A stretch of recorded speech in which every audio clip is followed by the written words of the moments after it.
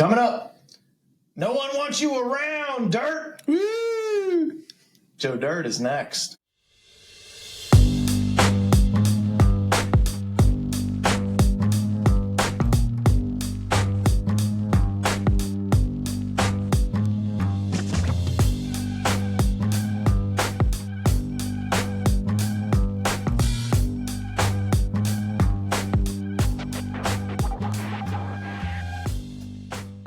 With me tonight in studio, Colin Hall and Colin Kennedy. Unfortunately, we could not get our other guest to join us at this time. But we got the trio, the Motley Crew, here tonight, the Nightshift. And we're going to be breaking down Joe Dirt, the underdog comedy that critics trashed pretty badly, but fans turned it into a cult classic. It's a film that blends absurd humor, a surprisingly wholesome story, and some of the most quotable lines in the early 2000s comedy scene. So we'll break down some of the best scenes, the iconic one-liners, and how this movie went from a forgotten box office release to a beloved comedy staple. And for those that haven't seen it, need a refresher on the plot, Joe Dirt is an eternally optimistic, mullet-wearing underdog who sets off on a wild cross-country quest to find his family, who abandoned him as a child. His journey takes him through bizarre misadventures.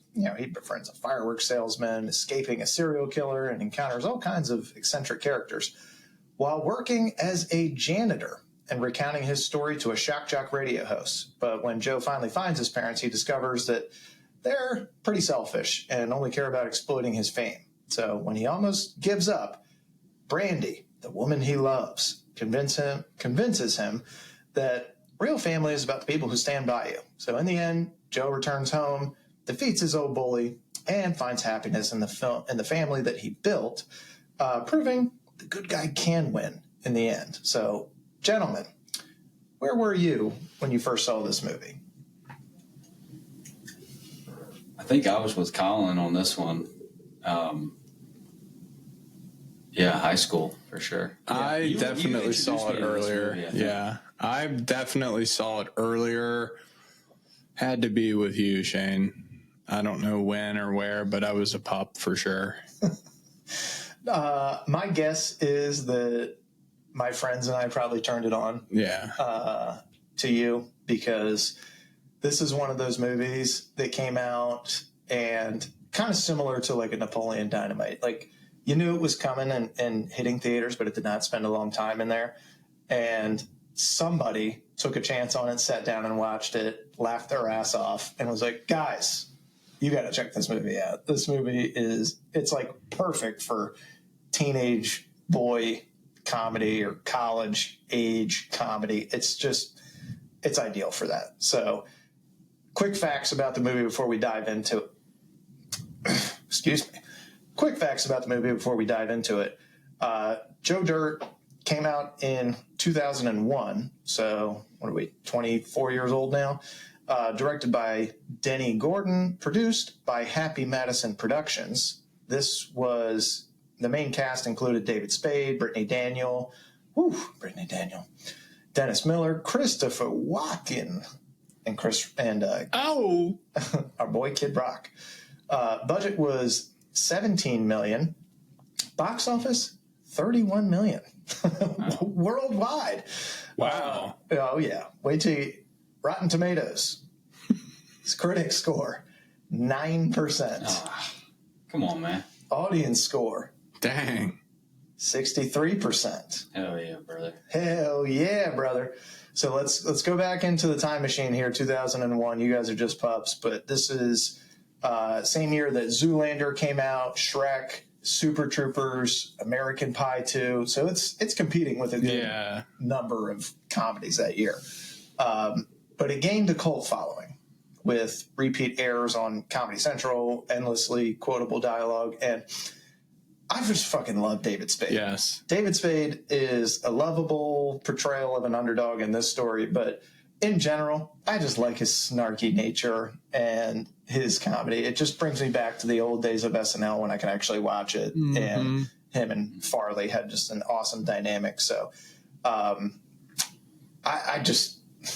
can't say enough about this movie and how much it made me smile and laugh. Did you know this was the first Happy Madison production that didn't star Adam Sandler? No. Did they consider him for it, or was it always Spade? Well, we'll get into casting what ifs, but he was going to be a part of this, and then Adam said, "You know what? This is Spade's thing. I think he could do this." Yeah, like, okay, people are born to play certain roles. Okay, James Gandolfini, Tony Soprano, Bryan Cranston, Walter White. David Spade was born to play Joe Dirt. Man, this is his greatest role, I would say. It's perfect. It's perfect. Yeah, I can't think of a better role for him. Cusco was pretty Cusco, Emperor's New Groove was amazing. Oh, but dude, it's so funny. This is perfect for him. And he's the little guy that has a big mouth, and every single person can connect to that because everybody has a friend like him that's small in stature but large in vernacular. So I think it's probably his best movie. I guess you could say, what's the one with Chris Farley? Well, he's got Tommy Boy. He's got Black Sheep.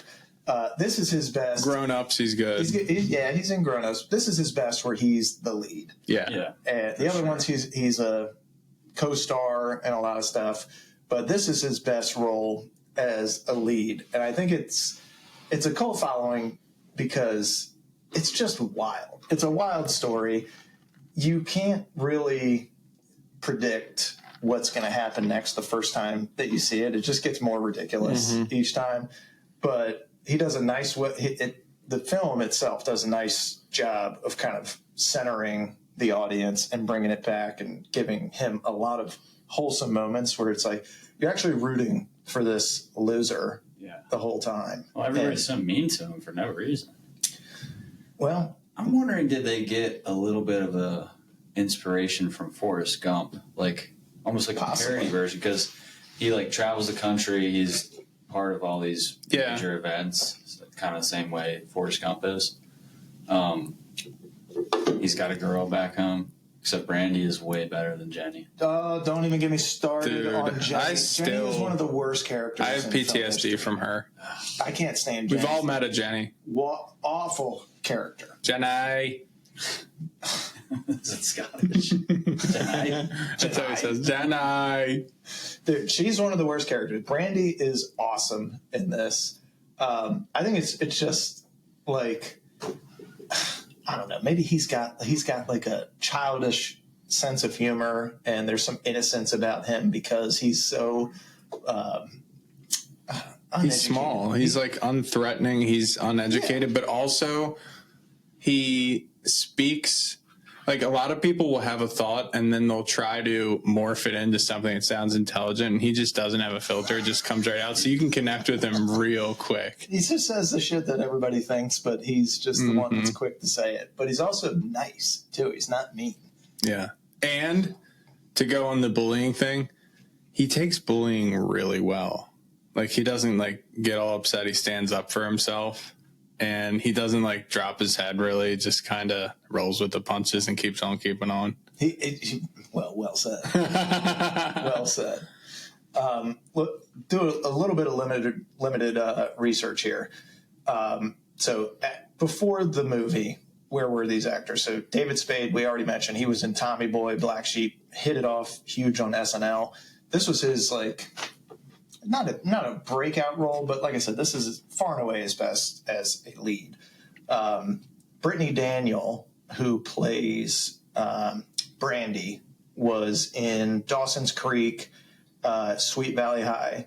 Gotta be honest with you, never saw either of those two, but Brandy is a little smoked. So she wasn't a Playgirl or anything? Not that I know of, but do some research on your own time.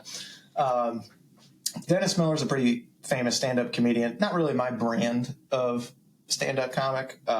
He was a former SNL weekend. Is this Xander Kelly? This is Xander Kelly. So he plays the rock jock. I hate him.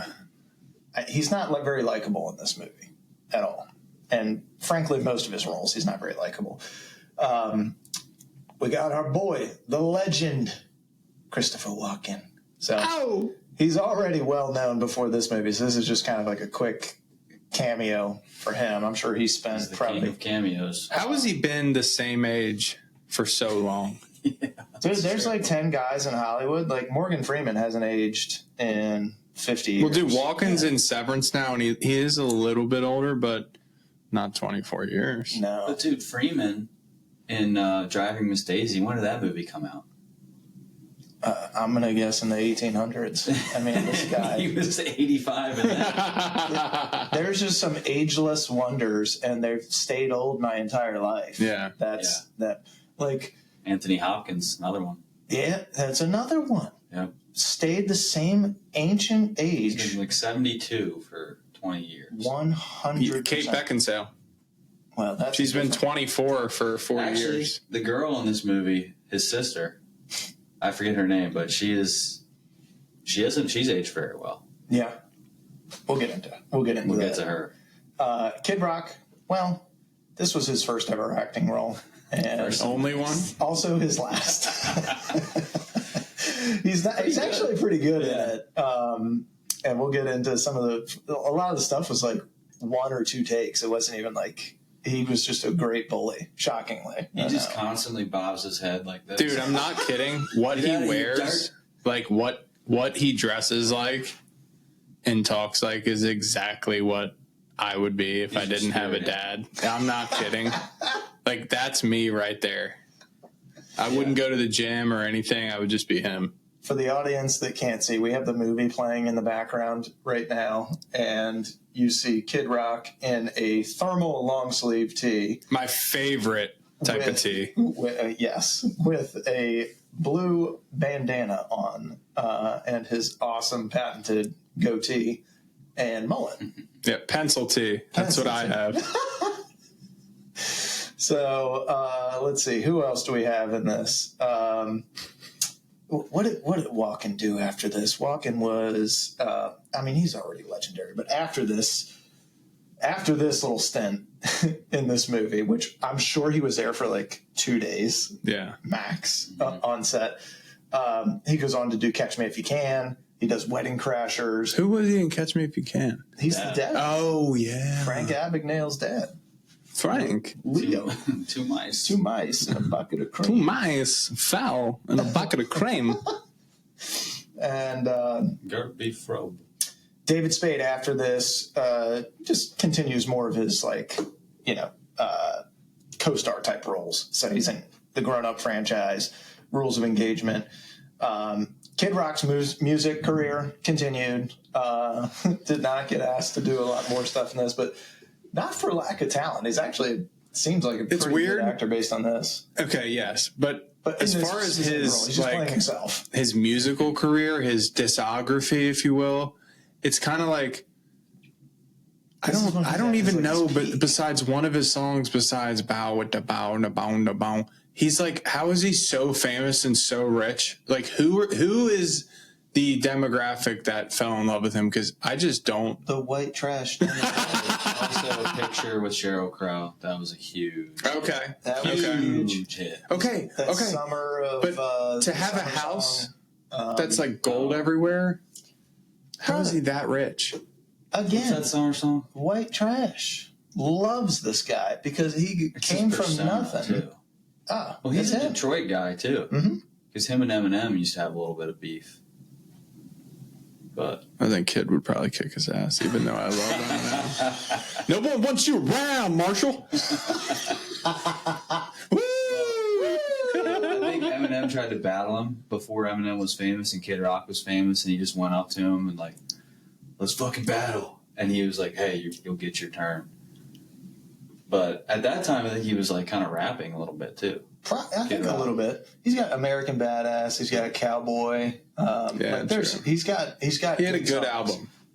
Yeah, one good album or two, but he's parlayed that and done quite a bit off of that music, and still does touring and stuff with his crew. And now he's like a political connoisseur. Well, that's one way to put it. But let's get into some casting what ifs on this before we break down best scenes and stuff like that. So we mentioned Adam Sandler. So he was interested in playing Joe Dirt. This is more like he's played a character like this before in Waterboy. He could have done it. Yeah, he could have, but it's hard for me to see anybody but Spade in this role because, like these guys said earlier, Spade's kind of made for it. He is Dirt, just like Cranston is Walter White. 100%. I know, but this is the one type of role where Sandler could have went like, I can perfect this. I could see him with a wig. He just doesn't have like the as white trashy look as David Spade. So it wouldn't be, he'd have to change up the plot maybe a little bit, but no, I mean, Spade looks like typical what you would just like wipe your shoe with on the sidewalk. But Sandler could do it. I'm not going to say he couldn't do it. I have a hard time seeing Sandler with Southern twang. Yeah, true. Has he ever had it? No, not that I know of. What, like Louisiana? Yeah. Yeah. He's like an autistic guy. Yeah. He's really good at that. He can do autistic. Yeah. That's like how he talks in that. It's not even like he's got that silly voice. So I don't think he's got accents in his repertoire. But Brandy found this on the internet. Thank you, World Wide Web. Reese Witherspoon was briefly considered for the role, but Brittany Daniel got the part. I could see that, but her forehead would just take up way too much space. Aren't you a big Reese Witherspoon guy? No. Shane? No. What made you say that? I just remember you telling me. I never said that. There's a movie where there's two guys, it's Tom Hardy and this other guy, and they fight over. Yeah. Oh, yeah. I always found that fascinating. Like, why are you guys fighting over? You should be fighting over who gets to not be. Yeah, exactly. That's Chris crazy. Pine and Tom Hardy. That's who it was. That's fine. Yeah. Like fun, a 5 o'clocker. That's a fun. I think it's This Means War, right? Chris Pine is probably the only attractive male movie star that pulls off a unibrow. Does he have one? Like, I always look and I go, oh my God. How's he getting away with this unibrow? He's just letting it go. Honestly, he should be this generation's Tom Cruise, but Tom Cruise is still alive, and therefore that's another guy. Tom Cruise roles. It could have been Joe Dirt. Doesn't age. He's aged a little, but it's not like that much. Yeah. It's wild. I thought you were saying he could be Joe Dirt. He could. Same way. He can do any role. Have you ever seen Tom Cruise with a Southern accent or with any kind of white trash background? In the movie where he is the pilot for the cartel. Kinda. A little bit. Yeah, he was pretty good in that. And that was a great movie, by the way. It actually was a good movie. I don't know what that's called, but really good movie. And I forget the actress. But she's famous too. It's not Kidman, but somebody of that ilk.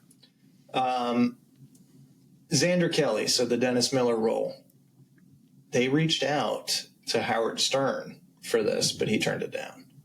And then they gave it to the comedian. That's basically who he's playing. Yeah, he's basically playing Howard Stern. That's exactly how Howard would act in real life. Yeah. That was the guy on his show. I actually like Dennis Miller in this movie. I didn't hate his character that much. Explain. Oh, wow. He's definitely mean right off the bat, but I don't know. It feels like he does actually care about Joe Dirt. And then when they find out, when he thinks that his parents are dead, he actually gets really sad. Yeah, one time. He's like, all right, we'll take a break. I can't forgive him for all the horrible bullying he did in the beginning. He did, yeah. That's true. So you're just a white trash loser that should kill himself, huh? He's like, you don't have to shave that? He's like, yeah, it just grows in like this. Like, you mean you're so infused with white trash DNA that your hair just actually grows in like that? Yeah, that's what I'm saying. That's what I'm saying, man. Yeah, I didn't hate him that much, but man, everybody is so mean to him at the beginning. It's unrealistic. Like everybody's mean to him. Yeah. And that's what makes it kind of a lovable. That's what makes it a lovable character in Joe Dirt, because despite everybody being against him and just judging him by the way that he looks or the dumb shit that comes out of his mouth, they cannot deny his positivity. And he's got a huge heart. He does have a big heart. All right, we'll take a quick break and we'll come back with best scenes, best lines, and what age the best and what age the worst. All right, we're back. Let's get into some of the best scenes. Gentlemen, I'll let you take the floor. All right, I'll go first. This one kills me every single time. I have to laugh out loud, but he meets the girl at the carnival and says he's going to take her out that night. Goes to get the Hemi, can't get the Hemi. And the guy who's like, oh, I can give you something. And he's got the grossest teeth you've ever seen. It's just disgusting. You can't get it out of your head. But he gives him this piece of crap and he pulls up to the girl's house and she's like, what? I thought you said you had a Hemi. And he's like, yeah, well, Hemi's still in the shop. I stole this piece though. And she's like, dude, just to this day, I could still see myself trying to work in at some point whenever possible. Yeah, but I stole this piece. To me, it's the best line ever. I loved the whole Buffalo Bob basement segment. So they do this Silence of the Lambs parody that at the time nobody saw coming. It's just funny. He's stuck down in the well like the girl in Silence of the Lambs inside this guy's house. This guy is pretending to be Buffalo Bill, and he's like, all right, man, I'm just going to be honest with you. It's a little freaky what you're doing with that dog up there. It's a bit much, man. Hey, well, you made a promise. Go on, get me some of the... Yeah, there it is. And he wheels down in the basket, lotion and Auto Trader. He said, all right, dang, brother, I'll go ahead and do it. I'll put this lotion on, but... He's like, Shane, he's like this. All right, between you and me, man, you and the dog thing is a little fruity. And then he goes, all right, dang, it puts the lotion on the skin. I thought we had a deal. I thought we had a deal, man. Yeah. And then he brings down, he goes, woo, August. Oh. I don't have this one. Yeah. Oh, this guy wants $14,000 for that? Psh. I pay $750. I'll give him $7,500, maybe. I love that scene. It's just so dumb, but it's great, man. It's great comedy. No, and everybody keeps asking him, like, yeah, I heard. Only reason I'm doing this for you because I heard what Buffalo Bob did to you down there. He's like, everybody keeps saying that, nothing happened. And also, when he first gets out, and the cop is like, yeah, that guy wanted to. It was really gross. He wanted to cut off your skin, and he was going to wear it around the house and pretend to be a woman, tuck his wiener in between his legs. And he's like, yeah, cool, whatever, man. Look at these pictures. Look for my parents. Yeah. Dude, and then, Shane, you pointed this out, that he writes on the wall, Joe Dirt rules. Yeah. Are you kidding me? He etches it down in the rock. Like it's a bathroom stall.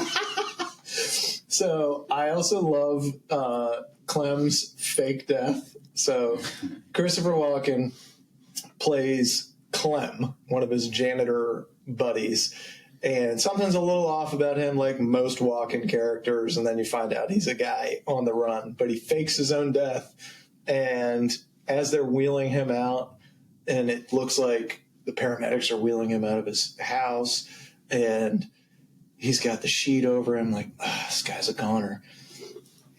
Joe starts talking to him about his wife. Long legs, blonde hair, blue eyes, perfect body, tan, silky smooth skin. And you see him get an erection. Yeah.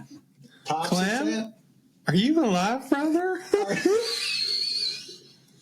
Damn, Clem. Oh, my God. Oh, my God. That gets me. Gives him a little wink. Great walking, man. Great walking. CK, what do you got? For best scenes, Go, Joe Dirt. Oh, dude, the one that kills me is when he's got the bomb. He's got the bomb strapped to his back. And he's like, one smack my hammer, this thing's going to blow. All right, so I need you to check those records. Show me them boobies. And then the guy comes in, he's like, hey, this isn't the bomb. This is an old septic tank from an RV. And he knocks the thing off, and the poo just starts covering. He's like, oh, no, how much is in there? It's going to stop. I got the poo on me. Dude, that kills me every time. Oh, my God. I love that. I love, I know I shouldn't, but I do love these bully scenes with Kid Rock. It's just so like 12-year-old bullying bullshit. And no one wants you around, Dirt. Woo! Oh, look at him. He's crying. Yeah. You want some hamburgers and some French fries? So dumb, and it just gets me every time. And the way Dirt runs away is hilarious, dude. It's like, all right, he kind of deserves to get bullied there. Look at this run. It's like his hips are stationary, but his legs are on little strings, and they just fling to the side. They Pinocchio him to his car. Yeah, they never explain that either. Like, what about his legs? Yeah, why he runs like that. He never learned how to run. He might have taken lessons from the daughter in Taken. Because oh my God. That's the worst run I've ever seen in movie history. So her legs were actually fake for the film. They got a paraplegic. No, they suspended her body from a string and hung her about 2 inches from the floor, so they would just as they moved her around. There's the worst run. Explanation. It's wild to watch, and his is like his rivals. His is like the JV version of that run. Hers is doing it to be funny. She's trying her best. Trying her best to run. It's fucking awful. Supposed to be cute, and at that point you go, take her. I watch that scene and I'm like, this is too much, man. It's too fucking much. I can't. At that point, you gotta just cut your losses and be like, I'm a fucking CIA assassin, and I can't have any relationship with this kid. The mother must have been an awful athlete. Awful. There's no other explanation. Isn't it Demi Moore? No, it's she plays Jean Grey in the X-Men movies. I forget what her name is. It's she's a good actress, but like by the way, great movie. She's a handsome woman. Yeah. I agree. Strong features. Very strong features. Dude, some of the extras in this movie, if you guys watch close and didn't catch it the first you don't have to watch too close. Some of the extras in this movie are like from a carnival freak show. Oh, yeah. Like, I thought you were talking about the female companions on here. You could read Braille and see that there's some going on. Okay, yeah, that's true. But I'm saying, like, you got to watch again and look close. Just some of the side characters that don't even have lines, like in the school, some of the kids were not children. They were like 45. Really? I didn't know that. Some of them had like Andy Milonakis syndrome. Like, it's weird. It's not something you're going to catch the first time you watch it. But let's go back to the budget. They had a huge budget. 17 million CGI in some, like, when he's in the balloon, it's like a cheap green screen. You can see like the background cutting in and out, and the meteor is like just a little streak you could do on iMovie. Like, dude, they I think they kept like 11 of that million. Oh yeah. Probably all went to Walken. Well, might have. Dennis Miller was probably my wife. I bet Dennis Miller was big. He was pretty big. Dude, Dirt's like, so you sound like you're from up north, like New York or something. He was like, no. Let me tell you about my wife. And he starts talking about her. He's like, my wife, beautiful, New York City. I mean, Kansas. Like right after. And Dirt's like, wait, hang on. Did you catch the Bobby Bacala cameo? Mm-mm. The guys that come to kill. Oh, yeah. It's the dude from Sopranos, Bobby Bacala. Oh, you're talking. No, when he's like, it's my wife. No, remember, he's like, it's my wife. That's my home. All right, I already know you're going to get it. Let's get into best lines because I know you got it. Go ahead. Jerking my gherkin. Okay. That's a classic right off the bat. No, man, I'm not into all that stuff. I'm a rocker through and through. Here's my favorite bands. AC/DC, Van Halen, not Van Hagar. He just starts listing his favorite bands. Come on, Meteorite, I'll show you a town. A town is a place where everyone hates you. Kids won't hate you. Oh, man, poor guy. Van Halen, not Van Hagar. This queer. Dude. You want to talk into the mic? I got a backup mic. Yeah. And the guy really pushes him like, he just falls against the wall. And Shane, the fart thing. Apple core. Oh my God. All right. Hey man, he's at the oil derrick site where he's trying to make a little bit of money. None of the guys that work there like him. And he has no food because he has no money. And the guy's sitting there eating an apple. He goes, getting ready to throw out his apple core. He goes, hey, you done with that apple core, man? Just that line alone, dude. And the guy goes, hang on. Farts. And then he's like, I'm done with that fart. You can have that. So gross. As a 12-year-old, when I first watched this, I was like, first off, ew. That guy's awesome. Secondly, I'm definitely using that with my kid siblings. Yes. Turn the page, burned alive.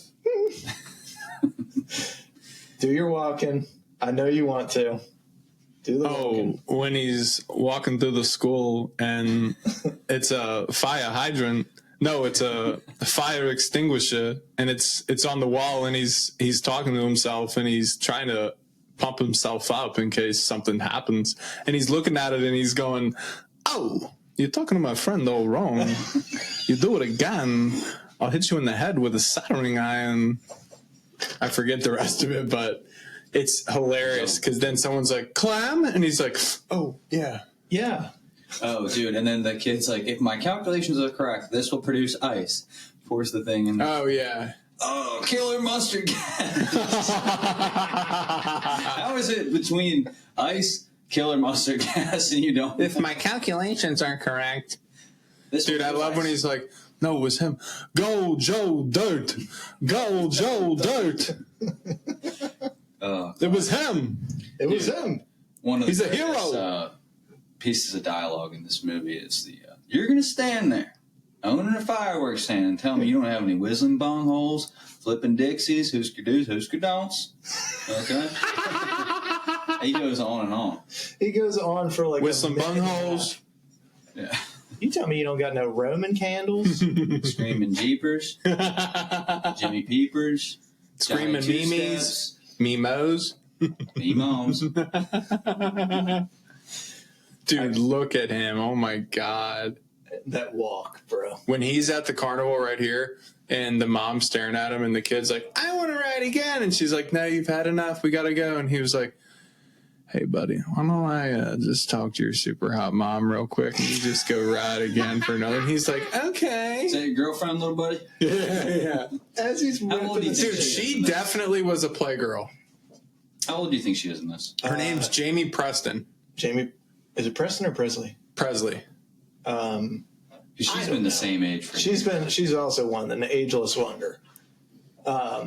Eva thought it was Margot Robbie, and I'm like, it's not Margot Robbie. They look similar. People brought that up. People started to murmur about that. People are starting to murmur. I've got any other lines? Shame. Is this really where you want to be when Jesus comes back? Oh, and he's like this. It's them. Yeah, because she says it. Dude, working a carnival, that's like the most white trash you can get. Brother, they play it up with every stereotype possible in this. Hey, buddy, who's that chick over there? That your girlfriend? He's just got such a calm confidence tell you what, and has no reason to have any confidence. He goes, tell you what, I'm going to give you a free spin. I'm going to talk to your lady friend over there. Oh, my God. All right. What age the best? I'd say Joe Dirt's facial hair aged. Well, you could walk into any hipster bar in the 50 states or Canada and find that freaking cut at some place. Somebody has... Also, Ricky from Trailer Park Boys, same cut. Really? Same facial hair. Yeah. Trying to think what aged the best out of this. I mean, I would say probably the quotability of the stuff. Quotability for sure. Dude, that was hilarious too, where he's like, come on, man, this ain't this ain't UNICEF, man. Yeah, this ain't UNICEF. Yeah, you better keep walking. And he's got an air tank. It's just so many dumbass setups in here. That's how you know it's a Happy Madison movie. Yeah. There's just like one after another after another of like just dumbass setups that somehow pay off. It's like a lot of cheap laughs, but it's great, man. It's yeah, I don't know what aged best besides the quotes, because it'll be quoted till for keep on keeping on. I mean, that's just like... Did they make that up? In the American Bible. I don't know if they made that up. They definitely did the Laughs a Garden Dig It. They made that up? They at least popularized Maybe one day, Kick and Wing, you'll be kicking ass. And you'll be the boss. I'll change my name to Kicking Ass. I got in here just the ridiculous humor. It's one of these turn your brain off comedies. Yeah. It's not like it's not a world beater comedy, but it's turn your brain off, get some cheap laughs. It's a solid. What's the runtime on this thing? It's an hour and 16 minutes. Yeah. All right. There you go. I mean, that's Shane, here perfect. it is, my favorite scene. All right. Pause. I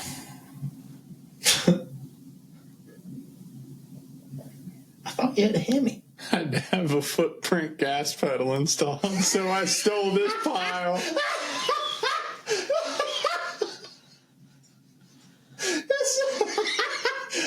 It's so stupid. It is one of the ugliest cars you've ever seen and has a gigantic spoiler on it. Oh, my fucking God. She's like, I had a great time, even though you took me to the carnival. I was already... That's so dumb. Oh, my God. Dude, what's he wearing? Led Zeppelin right now? Yes. Yeah. Yes. Classic dirt. Dude, I also love it. So one of the little fun facts about this, the Def Leppard, they reached out to Def Leppard, the guys that were making the movie, and said, hey, we got this scene where the Kid Rock is going to yell out, Def Leppard sucks, because they told him what the scene was, and they're like, is that okay? We don't want to, like, offend you guys. And they're like, yeah, that's fine, because Joe Dirt loves us. And so that's it. So the scene, he goes, I love Def Leppard, and then he goes, Def Leppard sucks!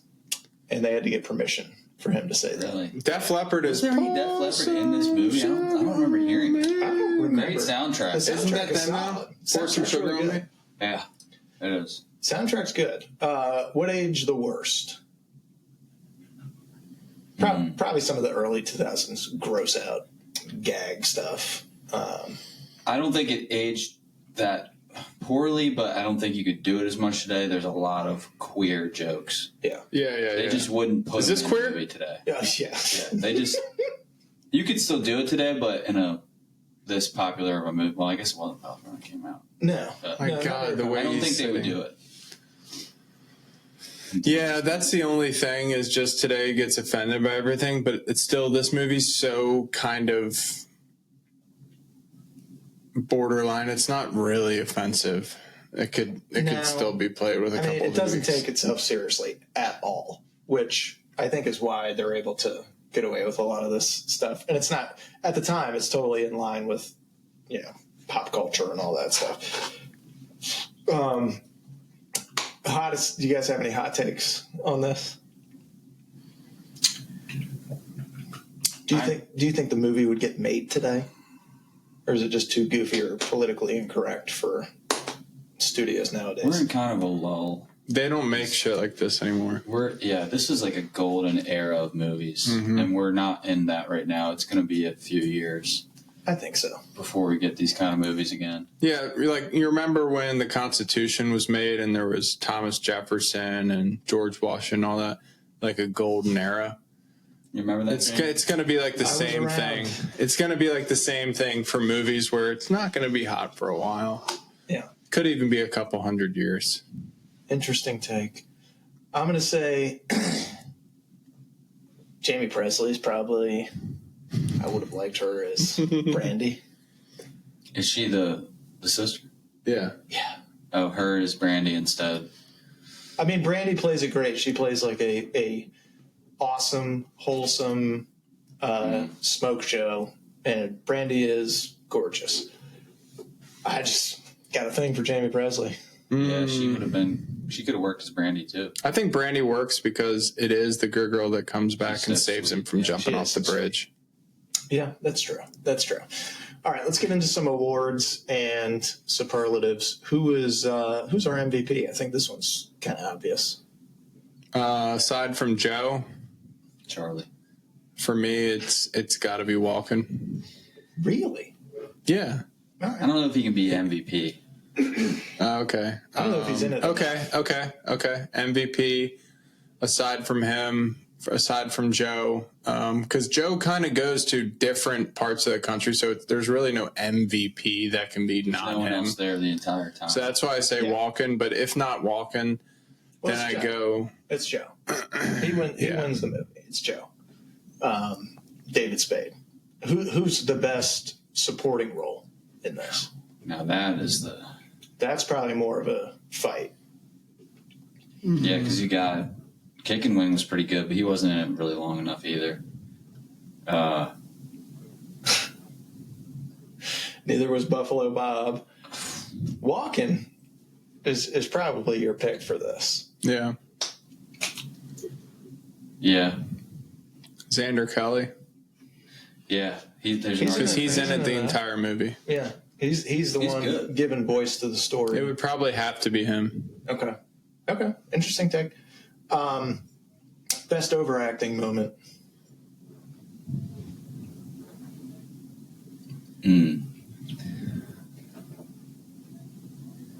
Buffalo Bob. Yeah, he's like when he asked for the auto trader. Christ, here it is. Yeah, true. Look at him. But this movie is about overacting. I mean, that's the whole thing. It's a stupid movie. It's kind of a hard. Yeah, I got you. I mean, I've got Kid Rock being a big dirtbag on screen. Oh, he could be. He's. I think an overactor. He'd be nominated. I think the dad, Brandy's dad, was overacting. Yeah. I'm here, fucking mutt. Like no one like. Is there an F word? What is this rated? PG or PG-13? Oh, that's a good question. There's no F word. Actually, I think they made it PG-13 so that it could be more widely viewed than an R movie. So I think it is PG-13. Yeah, it doesn't need to be. Like I would be fine with having Tommy in the room watching this. I wouldn't have him like sit down and watch it, but yeah, if he's playing with toys, I wouldn't mind if it's on. Yeah. There's nothing that bad. There's nothing that's that bad. Like any Sandler movie, to any Happy Madison, like your family can watch it. Your family can watch it. It's safe enough. Funniest moment. I mean, I know yours. Yeah, I already said it. Colin, what's your thing that makes me laugh the most when you get covered in the poo? It's just classic toilet humor. I got the poo on me. I think it's the one I said or the Buffalo Bill and the hole. Yeah, I like the hole. You like the stole this pile. Yeah, I had to get a footprint gas pedal installed, so stole this pile instead. Most unrealistic scene. God, you could do almost the entire movie, but that's kind of the point. Floating away in the... Probably meeting his parents. In the air. Oh, yeah. Floating away in the air balloon. Floating away in the air. Yeah, it's not even a real balloon. It's like an advertisement. It's an advertisement for like a dentist or something like that, right? Yeah. And it's shaped like a tooth. And what killed me is he just got the car of his dreams for free. Mm-hmm. And now he can't just give me whatever's in your pocket. You can have it. I killed my husband. Yeah, what the fuck? Best needle drop. Well, they played Funk 49 twice in this movie. You guys know that song? No. You know it if you heard it. It's the song they play at the very end. I mean, it's a good soundtrack. If you heard it, I'd probably say that one. Funk 49. Okay. It's what's his name? Joe Walsh and his band. Copy. You got anything? Probably go with Van Halen, not Van Hagar. But they don't play any Van Halen. No, I don't think they do. I got Sweet Home Alabama in there. It's just like a perfect soundtrack for some redneck odyssey. Yeah. So love that. Let's talk about how the movie. I mean, I don't think that this changed industry in any ways, but I want to chat for a little bit on real life impact. I think it cemented David Spade as a comedic lead potential. Yeah. Outside of Sandler's shadow or Chris Farley's shadow. Farley left us at this point, but I think it proved that he could be a lead in a movie as long as it's something silly like this. Yeah, I agree. It's not just Jim Carrey or just Adam Sandler. Yeah. It can be him. There's more out there that can perform and give you something noticeable. I think it's got a cult following, not highly rated by critics, but I think, look, we're saying it's a turn off your brain. I think this is a very inspirational movie. Like I feel like I get really influenced by movies easily, I want to become the person in the movie. But this inspired me watching this. To not give a damn. It made me like just the attitude of no matter how bad your life sucks, because his life sucks.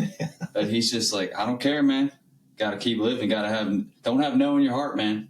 It's a beautiful story. He finds a way, and isn't that why we like movies? So you can kind of envision yourself through the vessel of the characters and their story and trying to implement that stuff in your life. This movie is great at that. Like, no matter what life throws at you, literally and figuratively, you can beat it if you have the right mindset. And this guy has actually nothing going for him. He's got Brandy, though. He's got But he doesn't even realize that. But he has no idea.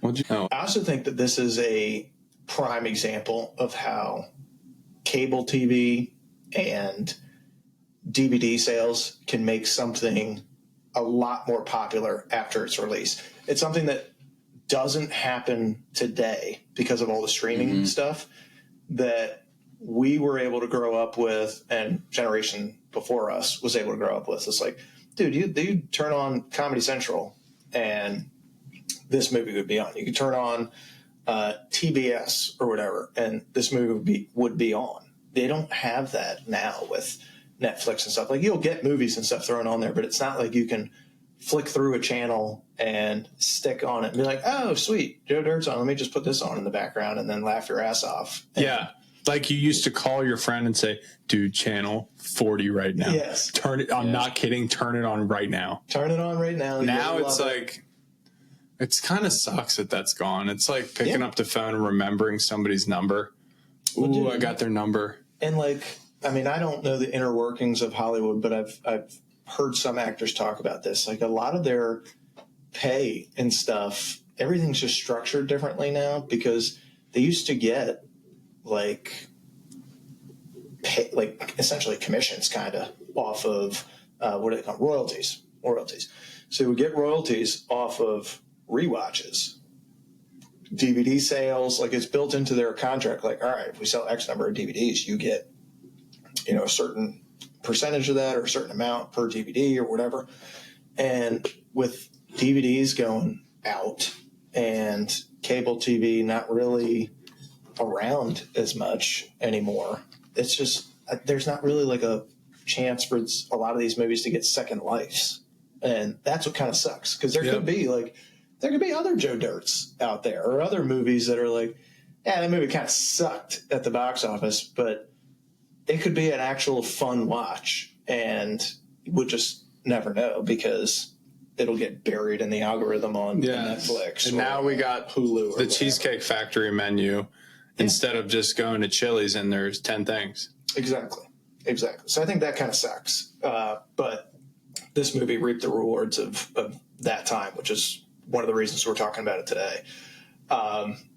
Cultural influence. You guys probably saw this a good bit. Joe Dirt became a fucking great Halloween costume. Yeah, we did it in high school. It was like 4 of us all dressed up as Joe. Spencer Coyle too. It's great, man. For Spirit Week, I think. You, me, Spencer Coyle, and is it Petrus or Dean Rowe? I don't know. You could still like. There's plenty of movie characters and stuff out there now, but it's I don't know, man. That's something that tells you it's a cult thing. Like when critics hate the movie, but everybody wants to dress up as a Joe Dirt for a Halloween because it's just freaking funny. Yep. Like that goes away in times like this, which kind of sucks. Life's a Garden, dig it, still quoted today. They're still like, God, you can reel off 10 different quotes from this movie. It kind of, I don't know that it paved the way for blue collar humor, but this is right around the same time that like Larry the Cable Guy was getting big, Jeff Foxworthy was getting big, like those guys. Ron White was getting pretty big. This probably fed that a touch, but it also kind of opened the door for other cult comedies to be successful outside of the box office. So like your Super Troopers or your Napoleon Dynamites and stuff like that. It kind of showed the formula for like, we're not here to win the box office. This is going to be a movie like, if we do it right and we make people laugh, this could be something that lives on and in a way that we'll have a life outside of movies. Our goal is not to, crush the box office. It's just we're not going to get an Oscar. No, but that's most comedies aren't out to get an Oscar. They're out to make people laugh. And I don't know that any of them go into it like this is going to be an absolute banger. I think a lot of these guys film these things like that. This movie's going to probably suck, but you never know what's going to hit with people. And when that stream is kind of taken away with the streaming stuff, that does suck. But there was several other like cult type comedies that stemmed from this. And Super Troopers, Napoleon Dynamite, other ones past that. Yeah, that's a real thing, man. So I think that's pretty damn cool. Let's get into poking holes, a little bit of trivia and some alternate endings. Biggest plot holes or inconsistencies. I've got a couple of things here in my notes. Joe's wig is fused onto his skull. Yeah. That's dumb even for a comedy. That is dumb. But hysterical. Like what happens to his fucking head that like, he was born without the top of his skull. So they just decided. He says it. Can you imagine being like, all right, this kid's he doesn't have a top of his skull. What are we going to put on him? Let's fuse a mullet to him. Yeah, it's a hole. It's a big hole. That is fucking wild, dude. And then, of course, he gets Rasta dreads at the end. You could literally see his real hair coming through the Rasta dreads. How did he never get arrested for breaking into places? Yeah, I mean, this is not the movie to do plot holes on. Yeah, there's a lot that is. How did he get the job at the carnival? I mean, dude, how did he do not that hard? Probably not. They just took one look at him and were like, yes. Yep. Yeah, they probably didn't even ask him if he worked there. They're just like, hey, you're on zipper today. Yeah. He's got like 10 different jobs. Here's a plot hole. He would have died in the bug circus tent. Oh, and the crocodile. Yeah. And the crocodile John. And the hot air balloon. It's not even a hot air balloon. Yeah. There's a ton. I mean, I get it. It's the point of the movie, but still, Jesus. All right, trivia section. Grand Canyon scenes, not actually filmed at the Grand Canyon. Yeah, kind of wild. Where were they filmed? They were filmed, I have it not in my note sheet, but they were filmed. Green screen? I don't think it was green screen. Standby podcast. This girl's shirt bothers me. You just wish it was the real thing. No, she's just got double tubes. Double tubes.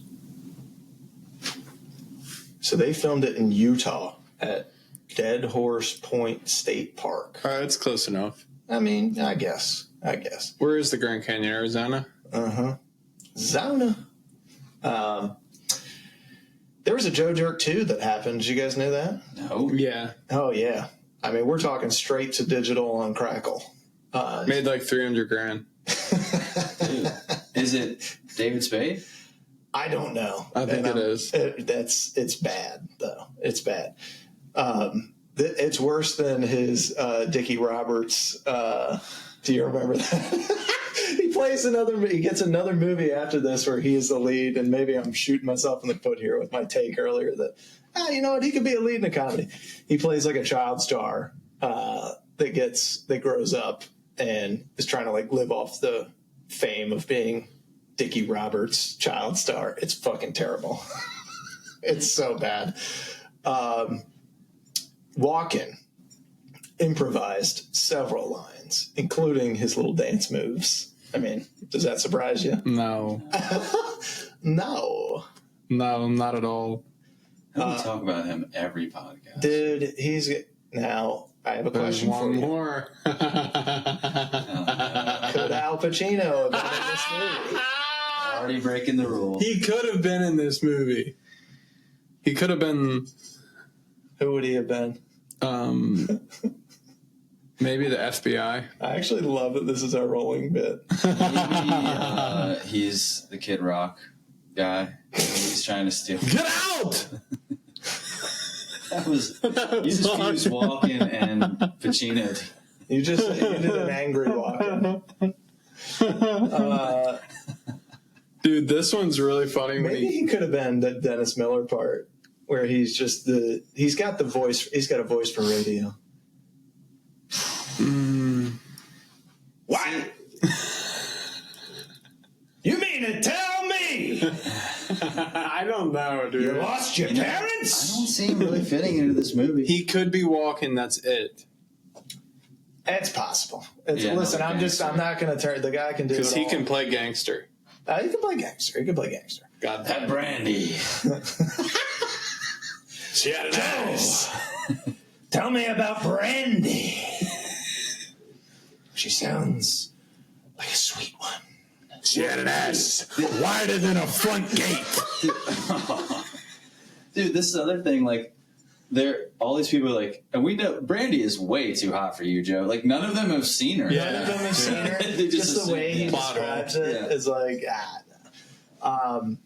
Buffalo Bob scene was almost cut for being too creepy, which I didn't find it creepy. I found it freaking funny because obviously everybody has somebody in their basement at some time.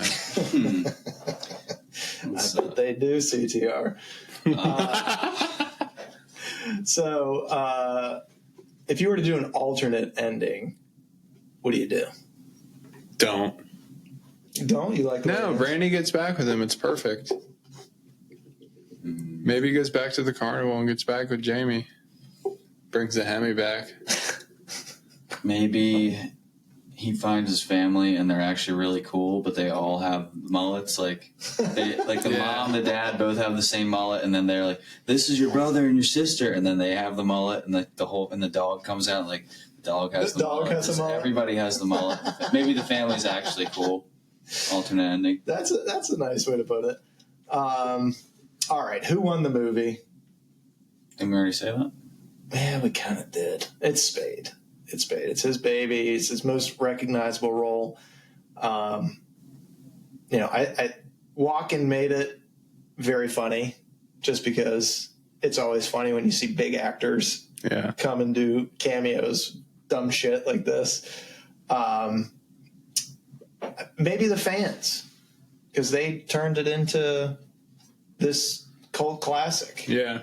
You know, critics fucking hated it, rightfully so. I get it. It's not a critically acclaimed movie. It's not its point, though.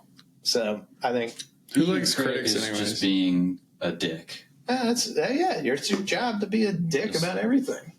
You know, it's a shame, but it's your job to be honest. Yeah, and that's fine. I think it was dishonest to call this movie a 9%. It's better than 9%. Put a zero at the end of it, and we'll be okay. Let's get to our personal ratings here. CK, I'm starting with you. What's your personal rating out of 10? I mean, okay, what I want to say, I'll get like probably. You're gonna say 9.5, but no, I want to say 9. I feel like I should say 8.5, but fuck it, I'm gonna say 9, dude. This movie's fucking awesome. Colin, for comedies. Yeah, for comedies, it's not better than Departed or something. Yeah. For comedies, it's a 9 for me. Yeah, for comedies, 9 flat. My number 1 is Superbad ever. So in comparison to Superbad, I'm gonna put it at 9.2.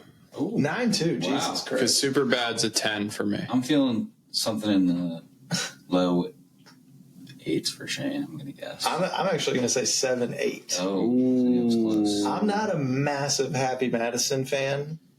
Most of my friends freaking adore these movies. Are you a Nazi? No, I'm not. But it's not necessarily my cup of tea, but they do make me laugh. And that's the point of it. So, 7, 8, 9. That's a good rating. 9, 2. I mean, that puts us in like the mid to high 8s. So I think that's a fair rating for a comedy. And oh my God. Sorry, audience. We just watched Joe Dirt run away on screen from Kid Rock.